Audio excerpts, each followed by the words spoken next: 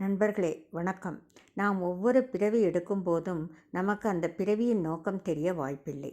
நாம் இந்த ஜென்மாவில் மனித பிறவி எடுத்துள்ளோம்.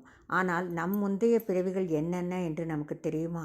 நாம் விலங்குகளாக பிறந்திருக்கலாம், ஜந்துக்களாக பிறந்திருக்கலாம், மரம், செடி, கொடி மற்றும் ஊர்வன பரப்பனவாகவெல்லாம் நாம் ஜென்மம் எடுத்து எடுத்து இழைத்திருக்கலாம். ஏன் சென்ற பிறவி மனித பிறவியாக கூட இருந்திருக்கலாம்.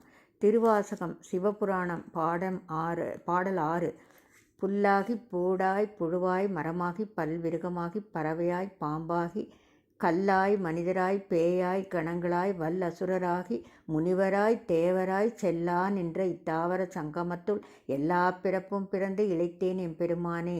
நாம் என்னென்ன பிறவிகள் எடுத்து வந்திருக்கிறோம் என்று நமக்கு தெளிவாக விளக்குகிறது. இத்தகைய மனித பிறவியை நமக்கு இறைவன் அளித்திருக்கும் போதே நாம் ஒரு கணப்பொழுதையும் நம் வாழ்நாளில் வீணடிக்காமல் நல்ல ஆன்மீக நூல்களை படித்தறிந்து நம் ஞானத்தை வளர்த்து கொண்டு நம் ஆத்மாவின் மேன்மைக்கு வழிவகுக்க வேண்டும். நண்பர்களே, நாம் மந்த்ராலய மகான் ஸ்ரீ ராகவேந்திரரை பற்றி ஒவ்வொரு வியாழனன்றும் அறிந்து அவரது மகிமைகளை கண்டு வருகிறோம் அல்லவா?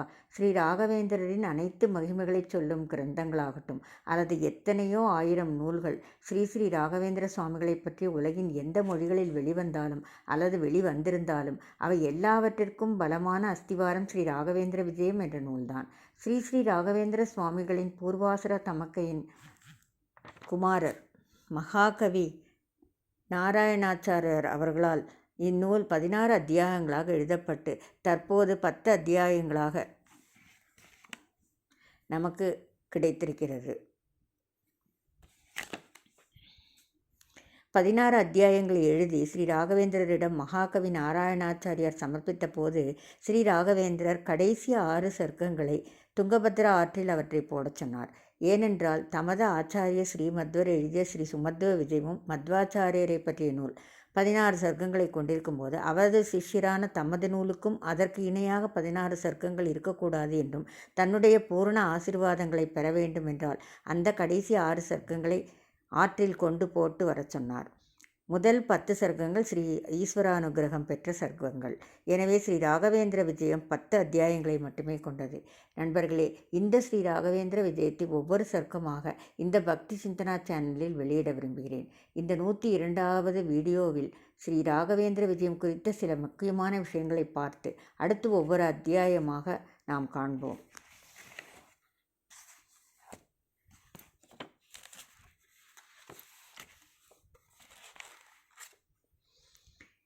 ஸ்ரீமன் நாராயணர் ஸ்துதி.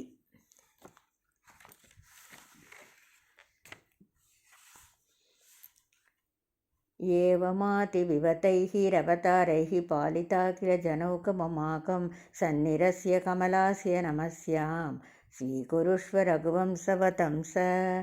ஸ்ரீ ராகவேந்திர விஜயம் தசம சர்க்க 54வது ஸ்லோகம். ரகுகுல திலகனே, தாமரை வதனம் கொண்ட ஸ்ரீராமனே, மச்சம் முதல் பல்வேறு அவதாரங்கள் எடுத்து மக்களை காத்த நீ என் பிரார்த்தனையை ஏற்று பாபங்களை போக்குவாயாக. ஸ்ரீ ராகவேந்திர விஜயம் அத்தியாயம் 10 54வது சர்க்கம். அடுத்ததாக ஸ்ரீ ராகவேந்திர விஜயம் த்விதீய சர்க்கம் 1.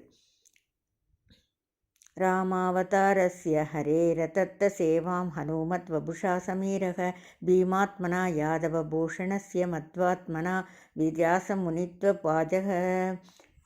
ஸ்ரீ ராகவேந்திர விஜயம் அத்தியாயம் 2 ஸ்லோகம் 1. ஸ்ரீ வாயுவானவர் ஸ்ரீமத் ஹனுமனாக அவதாரம் செய்து ஸ்ரீ ராமசேவை செய்தார். ஸ்ரீ பீமனாக அவதாரம் செய்து ஸ்ரீ கிருஷ்ண சேவை செய்தார். ஸ்ரீ மத்வராக அவதாரம் செய்து ஸ்ரீ வேதவியாச சேவை செய்தார், இன்னும் செய்து வருகிறார். ஸ்ரீமன் மத்வாச்சாரியா ஸ்துதி. ஸ்ரீமதானந்த தீர்த்தேந்து பாசனம் மம மானசே ஆசாசே சாது சப்தார்த்த ஹரிதி சாபிவிருத்தையே. ஸ்ரீ ராகவேந்திர விஜயக பிரதம சர்க்க 3வது ஸ்லோகம். நதிகளின் தலைவனான சமுத்திரம் நிலவை பார்த்ததும் எப்படி பொங்குகிறதோ அவ்வாறே என்னுடைய எழுத்துக்களையும் அவற்றின் பொருள் அலங்காரத்தையும் ஸ்ரீமத் ஆனந்த தீர்த்த தன் அருள் முகத்தாலும் அவருடைய நினைவாலும் பெருகச் செய்யட்டும். ஸ்ரீ ராகவேந்திர விஜயம் அத்தியாயம் 1 3வது சர்க்கம். ஸ்ரீமதோ ராகவேந்திரஸ்ய நமாமி பதபங்கஜே காமிதாசேஷ கல்யாண கலனா கல்ப பாதபோ மூகோபி யத் பிரசாதேன முகுந்த சயனாயிதே ராஜராஜாய தே ரிக்தோ ராகவேந்திரம் தமாஸ்ரயே. ஸ்ரீ ராகவேந்திர விஜயக பிரதம சர்க்க 13 அண்ட் 13வது ஸ்லோகங்கள். பக்தர்களின் கஷ்டங்களை கற்பக விருட்சம் போல பாதுகாக்கும் ஸ்ரீ ராகவேந்திரரின் தாமரை மலர்பாதங்களை வணங்குகின்றேன். ஸ்ரீ ராகவேந்திரரின் தயையால் ஊமைக்கும் 1000 நாவு கொண்ட ஆதிசேஷனின் சக்தி வரும். யாதுமற்ற ஏழையும் குபேரன் ஆவான். அப்படிப்பட்ட சக்தி மிகுந்த ஸ்ரீ ராகவேந்திரரை நான் வணங்குகிறேன். ஸ்ரீ மூலராமர் ஸ்துதி.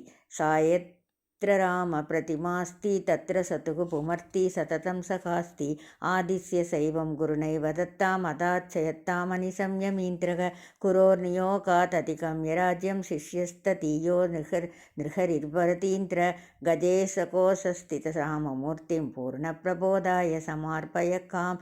ஸ்ரீ ராகவேந்திர விஜயக த்விதீய சர்க்கக 8-7 ஸ்லோகங்கள். எங்கெல்லாம் ஸ்ரீ மூலராமனின் விக்கிரகம் இருக்கிறதோ அங்கெல்லாம் எல்லா நன்மைகளும் இருக்கும் என்ற உறுதியில் நரஹரி தீர்த்தர் எப்போதும் ஸ்ரீராமனையே வணங்கி வந்தார். ஸ்ரீமத்வரின் சீடரான பக்தர்களில் சிறந்தவரான ஸ்ரீ நரஹரி தீர்த்தர் கஜபதியின் ராஜ்யத்தை பெற்றவர். அந்த கஜபதியின் காலத்திலிருந்து அரண்மனை பொக்கிஷத்தில் இருந்து வந்த ஸ்ரீ மூலராம விக்கிரகத்தை பெற்று ஸ்ரீமன் மத்வருக்கு கொடுத்தார். ஸ்ரீ ராகவேந்திரனின் இளமை பருவமும் மதுரையில் கல்வி கற்பதும் துண்டீர மண்டலத்தில் வாழ்வதும் திருமணமும் வார்மையில் வாடுவதும் ஸ்ரீ சுதந்திர தீர்த்தரை கும்பகோணத்தில் சந்திப்பதும் அவரிடம் கல்வி கற்பதும் இவரை சந்நியாசத்திற்கு வற்புறுத்த இவர் மறுக்க பின்னர் கலைவாணியின் கட்டளையினால் சம்மதிக்க ஸ்ரீராமரின் பெயரோடு சந்நியாசம் ஏற்று ஸ்ரீ மூலராமரை ஆராதிப்பதும் வாக்குவாதங்கள் தீர்த்த யாத்திரைகள் கிரந்தங்களை யாத்திரை என்று பல விஷயங்கள் 10 சர்க்கங்களில் இந்நூலிலே விரவி கிடக்கின்றன. அவை குறித்தும் இன்னும் சில முக்கியமான விஷயங்கள் குறித்தும் இனி சுருக்கமாக காண்போம் வாரீர். கல்பவிருக்ஷம் காமதேனு சிந்தாமணி. ஸ்ரீ ராகவேந்திர விஜயத்தின் பிரதம சர்க்கம் எனும் முதல் அத்தியாயத்தின் முதல் ஸ்லோகத்தில் தசாவதாரங்கள் எடுத்த ஸ்ரீமன் நாராயணரின் லக்ஷ்மி நரசிம்ம அவதாரத்தின் நகங்கள் அருட்கரங்கள் சகல சௌபாகியங்களையும் தரட்டும் என்று பிரார்த்திக்கிறார்.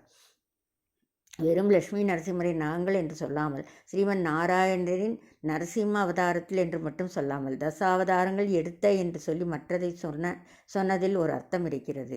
இதைத் தொடர்ந்து ஸ்ரீ கிருஷ்ணர் ஸ்ரீ சரஸ்வதி போன்ற கடவுளர்களையும் ஸ்ரீ மத்வாச்சாரியரையும் மற்றும் ஸ்ரீ மத்வரின் வழிவந்தவரையும் துதிக்கிறார். ஸ்ரீ ராகவேந்திரரின் குரு ஸ்ரீ சுதீந்திரரையும் பரமகுரு ஸ்ரீ விஜயேந்திரரையும் ஸ்ரீ ராகவேந்திரரின் முந்தைய அவதாரமான ஸ்ரீ வியாசராஜரையும் முதல் 10 ஸ்லோகங்களில் புகழ்ந்து அதன் பின்னர் முதல் அத்தியாயம் முழுவதிலும் ஸ்ரீ ராகவேந்திரரின் பிரபாவங்களை பல இடங்களில் அழகுற வர்ணிக்கிறார். ஸ்ரீ ராகவேந்திரரின் தயையால் ஊமைக்கும் கூட 1000 நாவு கொண்ட ஆதிசேஷனின் சக்தி வரும். யாதுமற்ற ஏழையும் குபேரனாவான். அப்படிப்பட்ட சக்தி மிகுந்த ஸ்ரீ ராகவேந்திரரை வணங்குகிறேன் என்று ஸ்ரீ குருராஜரின் அனுக்கிரகத்தை வியந்து போற்றுகிறார். மகான் ஸ்ரீ ராகவேந்திரர் கம்பீரத்தில் தேவேந்திரரை போன்றும் யோகத்தில் தத்தாத்திரேயரை போன்றும் அறிவில் பார்க்கடலாயும் ஞானிகளில் அனைத்தும் அறிந்த ஸ்ரீ மத்வரை போன்றும் இருப்பவர் என்று ஒப்பிட்டு புகழ்கிறார். மூலகுருவான ஸ்ரீ பூர்ண பிரஜர் ஸ்ரீ மத்வாச்சாரியார் ஸ்ரீ வேதவியாசருடன் பத்ரிகாசிரமத்தில் கவலையின்றி இருப்பதற்கு காரணம் வைஷ்ணவ கொள்கைகளை நிலைநாட்டுவதில் ஸ்ரீ ராகவேந்திரருக்கு உள்ள திறமையை அறிந்துதான் என்கிறார். ஸ்ரீ ராகவேந்திரரின் தயாள குணத்தை கூற வந்த நாராயணாச்சார் கல்பவிருட்சமும் சிந்தாமணியும் இவரிடம் தானம் கேட்கும் என்று நவிழ்கிறார். அதனால்தான் இவரையே கல்பவிருட்சம் காமதேனும் சிந்தாமணி என்கிறோம் அல்லவா. ஸ்ரீ ராகவேந்திரர் தனது பூர்வாசிரமத்தில் தனது தமக்கையின் கணவரிடம் கல்வி கற்றார். அந்த லட்சுமி நரசிம்மாச்சாரியன் குமாரர் தான் இந்த ஸ்ரீ ராகவேந்திர விஜயத்தை இயற்றிய நாராயணாச்சார். ஸ்ரீமன் மூலராமோ விஜயத்தே. தித்தீய சர்க்கம் எனும் 2ஆம் அத்தியாயத்தின் முதல் ஸ்லோகம் ஸ்ரீ வாயு பகவானின் 3 அவதாரங்களையும் அவர்கள் யார் யாரை சேவை செய்கிறார்கள் என்பதையும் விவரிக்கிறது. இந்த அத்தியாயத்தில் மகாகவி நாராயணாச்சாரியார் மிகவும் விஸ்தாரமாக ஸ்ரீ மூலராமரின் வரலாற்றை விளக்குகிறார். ஸ்ரீ ராகவேந்திரர் பூஜித்த ஸ்ரீ மூலராமரைத்தான் தற்போதுள்ள பீடாதிபதிகளும் பூஜித்து வருகின்றார்கள். கஜபதி வம்சத்து அரசனின் அரண்மனை பொக்கிஷத்திலிருந்து ஸ்ரீ மூலராம விக்கிரகத்தை ஸ்ரீ மத்வாச்சாரியரின் சிஷ்யரான ஸ்ரீ நரஹரி தீர்த்தர் பெற்று வந்து மத்வரிடம் தந்ததை நாராயணாச்சாரியர் ஸ்லோகம் 7 கூறுகிறார். அதேபோல் டீகாச்சாரியார் எனப்படும் ஸ்ரீ ஜெயதீர்த்தரை பற்றி அற்புதமாக விளக்கியுள்ளார். ஸ்ரீ மூலராமர் ஸ்ரீ ஜெயதீர்த்தரை போன்று ஸ்ரீ ராகவேந்திரரின் பரமகுருவான ஸ்ரீ விஜயேந்திரரை பற்றியும் ஸ்ரீ மூலராம விக்கிரகத்தை ஸ்ரீ விஜயேந்திரரிடமிருந்து ஸ்ரீ சுதீந்திர பெறுவதையும் அந்த விக்கிரகத்தோடு கும்பகோணத்திற்கு வந்ததையும் அந்த கும்பகோணத்தின் அழகை மிக விரிவாகவும் மகாகவி விளக்குவதுடன் 2ஆம் அத்தியாயம் முடிகிறது. பரந்தாமன் உரியும் தாமரை மலரே பூமிக்கு வந்தது. ஸ்ரீ ராகவேந்திர சுவாமிகள் அவதரித்த கோத்திரம் கௌதம கோத்திரம். அந்த கௌதம முனிவர் தியாகம் ஞானம் தவம் போன்றவற்றில் தலை சிறந்தவர் என்று திருத்தீய சர்க்கம் என்னும் 3ஆம் அத்தியாயம் துவங்குகிறது. இந்த அத்தியாயத்தில் தான் ஸ்ரீ ராகவேந்திர ஜனனம் நிகழ்கிறது. அதை பற்றி மகாகவி நாராயணாச்சாரியர் விளக்கியுள்ள விதம் மிக அற்புதம். முதலில் கௌதம முனிவரை சொன்னவர் அந்த குலத்தில் பிறந்தவர்களை பட்டியலிடுகிறார். ஸ்ரீ கிருஷ்ணாச்சாரியார் பிறந்து பல்வேறு கலைகளில் சிறந்து கிருஷ்ணதேவராயருக்கு அவற்றை சொல்லித் தந்ததையும், கிருஷ்ணாச்சாருக்கு கனகாசலப்பட்டர் பிறந்ததையும், அவருக்கு மகனாக திம்மண்ணாச்சாரியார் பிறந்ததையும், திம்மன்னர் கோபிகாம்பாளை மணந்ததையும் கூறுகிறார்.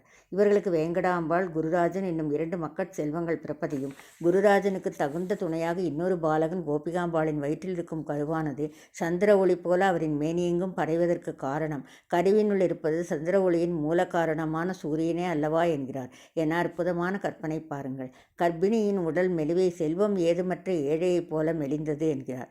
திருமலை வேங்கடவன் திம்மணருக்கு குலதெய்வமாகையாலும் வேங்கடவன் அருளால் பிறந்தமையாலும் குழந்தைக்கு வேங்கடநாதன் என்று நாமகரணம் செய்ததை அழகாக சொல்கிறார் நாராயணாச்சாரியார். முகமோ தாமரை மலர், சிவந்த கால்கள், மொட்டு போன்ற விரல்களுடன் குழந்தை தவழ்ந்தது. பரமாத்மன் உரையும் மலரே பூமிக்கு வந்தது போல இருந்தது என்கிறார். தலைமகள் வேங்கடாம்பாள் பிறந்து 8 ஆண்டுகள் கழித்து வேங்கடநாதன் பிறப்பதை இந்த அத்தியாயத்திலிருந்து நாம் அறிகிறோம். இந்த அத்தியாயத்தில் 17 மற்றும் 18வது ஸ்லோகத்தில் திம்மணர் தம்பதியினர் தங்கியிருந்த இடத்தையும் வேங்கடாம்பாள் குருராஜன் பிறப்பதையும் நாராயணாச்சார் குறிப்பிட்டிருக்கிறார்.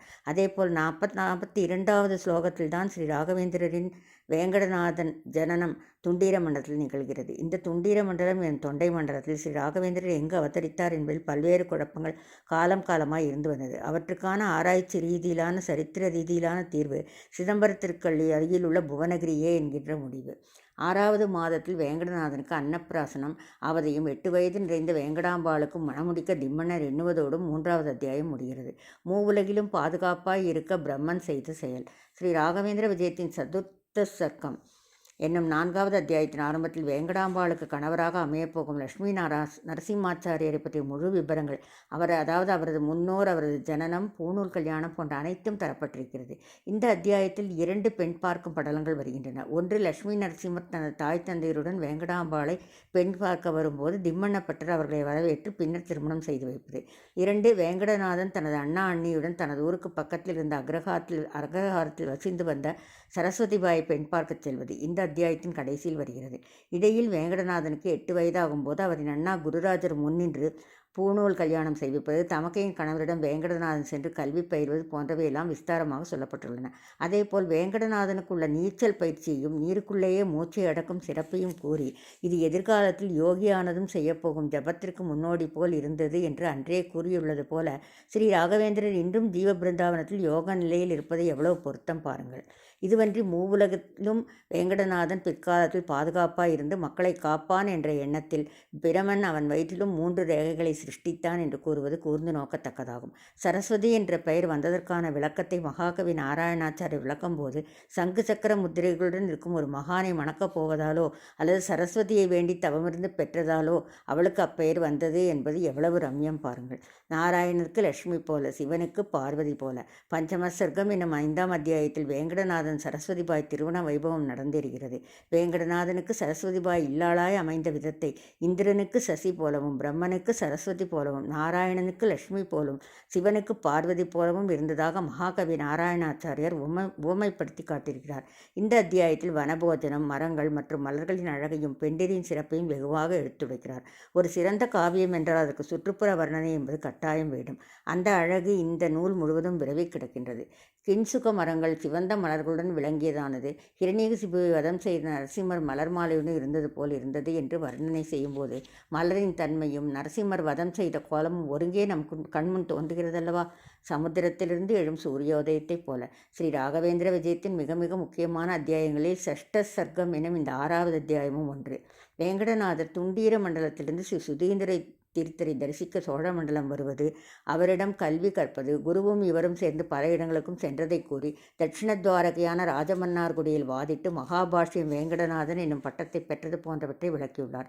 ஞானத்தின் கடல் போல் விளங்கிய போதும் வறுமையின் பிடியில் சிக்குண்டதை ஸ்ரீ ஹரியின் விருப்பம் இதுவே என வேங்கடநாதர் தியானித்தார் என்று நாராயணாச்சார் கூறுவது சால பொருத்தமானது. எதுவும் உனக்கு சொந்தமல்ல, ஆனால் நீ எல்லோருக்கும் சொந்தமாக இருக்க வேண்டியவன் என்று ஸ்ரீ ஹரி அவருக்கு குறிப்பால் உணர்த்துவதே இது. ஸ்ரீ சுதீந்திர வேங்கடநாதனை துறவு மேற்கொள்ள வலியுறுத்தும் போது வேங்கடநாதர் அதை மறுக்கும்போது உலகியலை பற்றி கூறுவது இன்றைய நிலையிலும் அவை பொருத்தமாயிருக்கின்றன. பணம் சம்பாதிப்பதற்காக எவ்வளவு பொய்களை சொல்ல வேண்டியுள்ளது.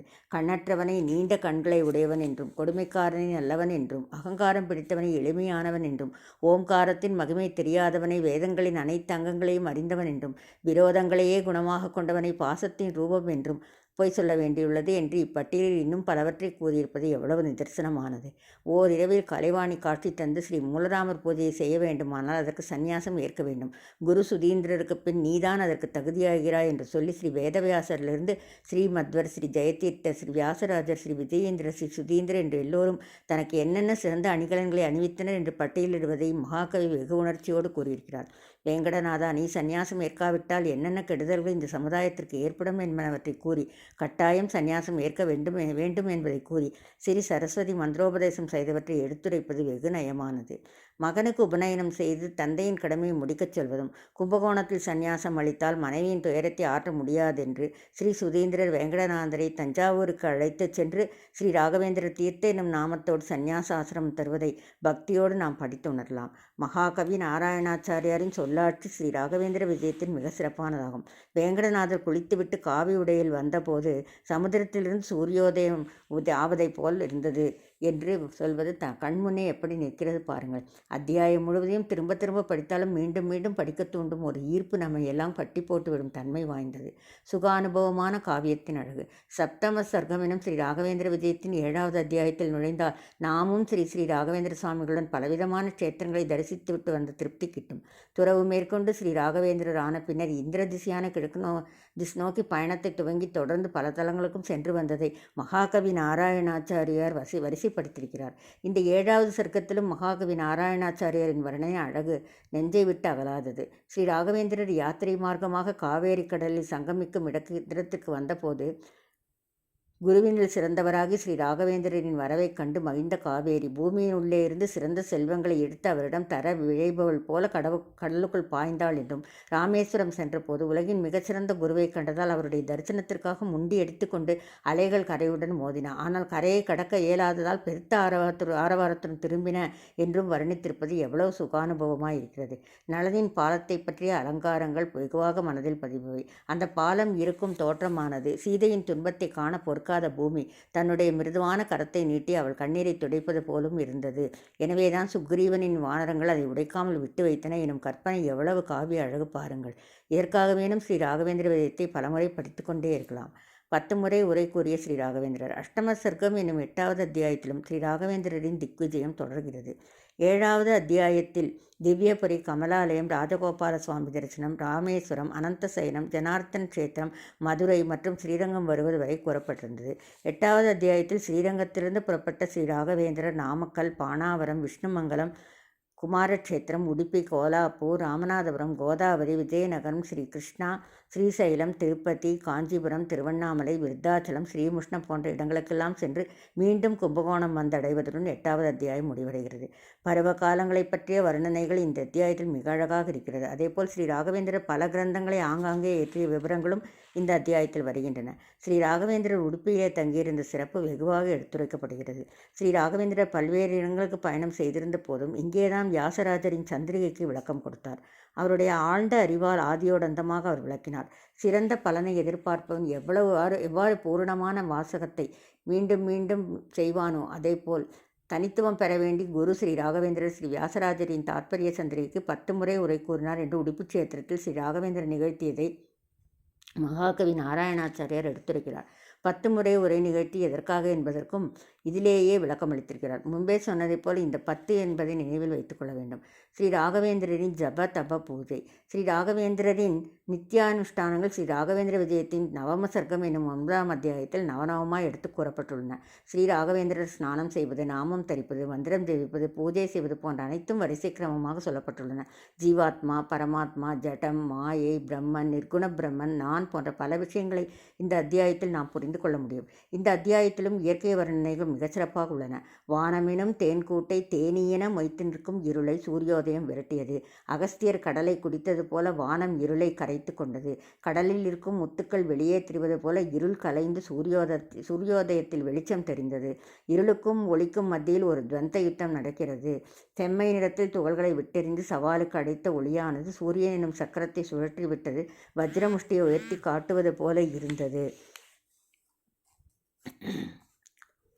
என இது போன்ற ஓமானங்கள் அநேகம் உள்ளன. முழுவதையும் படித்து இன்புற வேண்டும். அதேவேளை ஸ்ரீ ராகவேந்திரரின் பூஜைகளிலும் கலந்து கொண்ட பேற்றினையும் அடைய வேண்டும். ஸ்ரீ ராகவேந்திரரை வணங்கினால் அறிவும் வளரும் வளமும் பெருகும். ஸ்ரீ ராகவேந்திர விஜயத்தின் தற்போதைய கடைசி அத்தியாயம் தசம சர்க்கம் எனும் 10ஆம் அத்தியாயம். 9ஆம் அத்தியாயத்தில் காலை முதல் மாலை வரையிலான ஸ்ரீ ராகவேந்திரரின் செயல்பாடுகளை விளக்கிய மகாகவி இந்த அத்தியாயத்தில் இரவு ஸ்நானம் செய்து ஸ்ரீ ராகவேந்திரர் பூஜிப்பதை விளக்குகிறார். இந்த 10வது அத்தியாயத்தில் உள்ள மிக விசேஷமானது ஸ்ரீமன் நாராயணனின் 10 அவதாரங்களை புகழ்ந்து ஸ்ரீ ராகவேந்திரர் வேண்டுவதுதான். ஓ நரசிம்மா, ஹிரண்யகசிபுவின் குடலை கிழித்து நீ மாலையாக அணிந்து கொண்ட தோற்றம் இளவேனில் மேகம் என்றும் காணாத மின்னலுடன் தோற்றமளிப்பது போல் உள்ளது. வாமனாவதாரம் போன்ற சிறிய வடிவத்தை நீ எடுத்தது எதனால்? பாவியை அடக்க ஞானிகளின் மனதில் இடம்பெற உயர்ந்த ஞானங்கள் சிறிய வடிவில் இருந்தால் நாங்கள் எளிதில் மனதில் தக்க வைத்துக் கொள்ளலாம் என்பதனால்தானே இது போன்ற தசாவதாரங்களை வர்ணித்திருக்கும் பாங்கு அபாரமாய் உள்ளது. அதேபோல் இந்த அத்தியாயத்திலும் இயற்கை வர்ணனை விட்டு வைக்கவில்லை மகாகவி. தாமரை மலர்வதை காலையில் சிம்மங்களாய் நினைத்து அலறி ஓடிய இருள் எனும் யானைகள் தாமரை மலர்கள் களை இழுப்பதைக் கண்டு மீண்டும் தைரியத்துடன் திரும்பின. பூஜை முடிந்ததும் சால கிராமத்தை பெட்டியில் வைத்து மூடுவது போல கருவண்டுகள் பாதி மூடிய தாமரை மலர்களில் புகுந்து கொண்டன என்பவை எவ்வளவு அற்புதமாய் இருக்கின்றன பாருங்கள். ஸ்ரீ ராகவேந்திரரை வணங்கினால் வர்ணிக்க முடியாத அறிவியும் அனைத்து வளங்களையும் தந்தருள்வார் என்று கடைசி ஸ்லோகத்தில் மகாகவி கூறியுள்ளதற்கேற்ப நாமும் ஸ்ரீ குரு ராகவேந்திரரை வணங்கி சகல வளங்களையும் பெறுவோமாக. இத்துணை அற்புதமான ஸ்ரீ ராகவேந்திர விஜயம் 10 அத்தியாயங்களோடு முடிந்துவிட்டதே என்ற ஏக்கம் இருந்தாலும், ஏனும் இன்னும் பல அத்தியாயங்கள் இருந்துடக்கூடாதா என்ற ஆவல் இருந்தாலும், அனைத்திலும் ஒரு அர்த்தம் இருக்கத்தான் செய்கிறது. 10 அத்தியாயங்கள் என்று இருந்தாலும் உண்மையில் 16 அத்தியாயங்கள் தான் எழுதப்பட்டன. பின்னர் ஏன் 10 ஆனது? அதற்கான விவாதங்கள் மிகவும் சுவையானவை. எல்லா விவாதங்களையும் எது சரியானது என்பது நாமே யூகிக்க வேண்டும்.